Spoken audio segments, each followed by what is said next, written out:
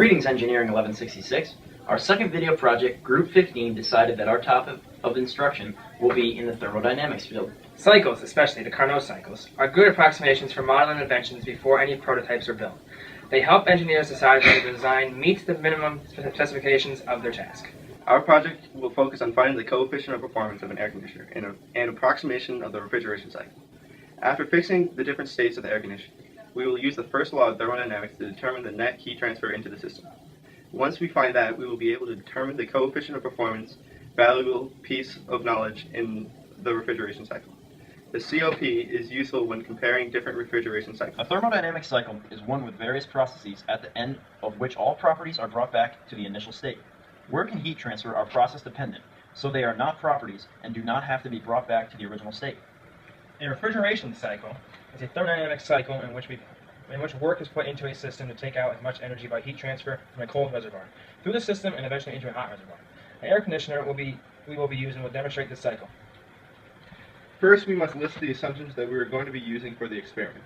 We will assume steady state and steady flow for our experiment by allowing the air conditioner to run for a set period of time before finding our state. Steady state means there is no change with properties with time, which includes steady flow. We will also assume that the mass flow is unidirectional, which will allow us to simplify our calculations.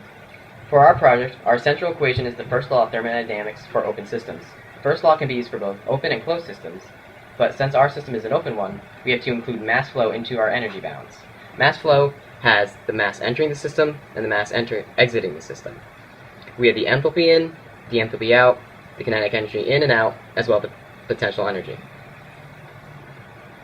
We can eliminate the kinetic energy and potential energy change from the equation. Furthermore, we can set the change in internal energy to be zero because it is a thermodynamic cycle and all properties go back to their initial state.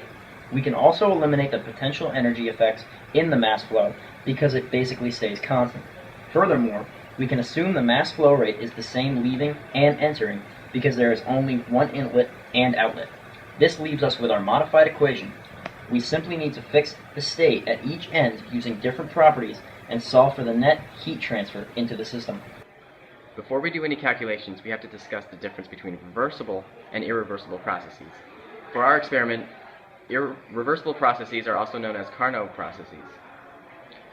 A reversible process is one where the surroundings in the system are restored to the original state without any change in the universe.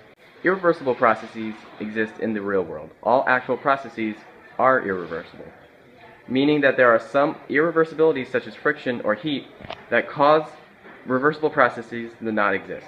To compare our air conditioner to the theoretical best possible Carnot cycle, we have two equations, the COP of a reversible cycle and the COP of an irreversible cycle.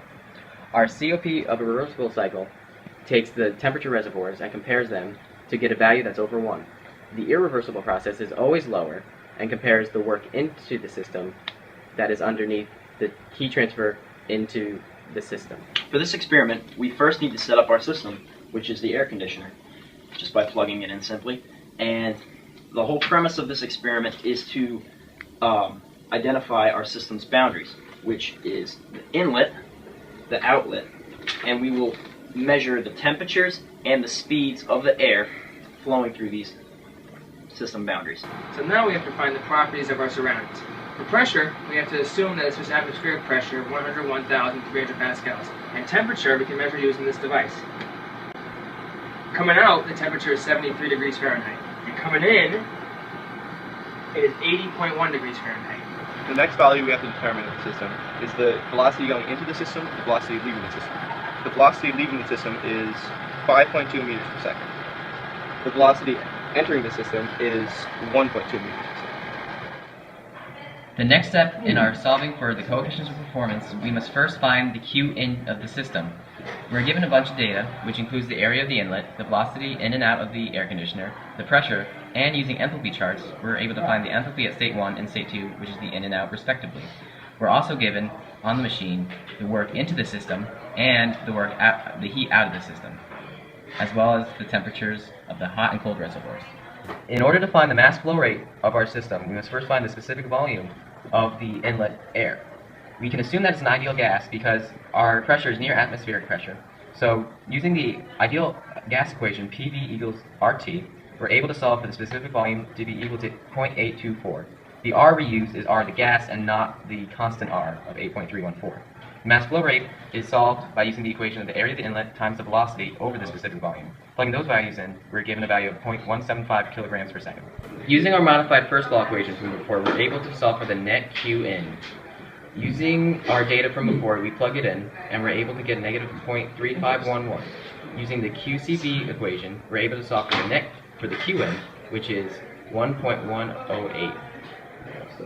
Now we can solve for the COP of a reversible and irreversible cycle. Using the reservoirs, we're able to solve using the equation Tc over Th minus Tc, the equation for the refrigeration cycle, to be equal to about 134.9. That is highly unrealistic, but due to the constraints of our air conditioner, we're not able to measure an accurate reversible cycle. The irreversible cycle has Qin over work-in, which is 2.153, which is a good approximation of what an air conditioner should have. The difference between the different COPs is because of irreversibilities. Friction on the fan, the assumption of the airflow, and having the air conditioner not at steady state may have affected our value. Our temperature reservoirs have not been accurately measured because we're not actually able to go into the air conditioner itself.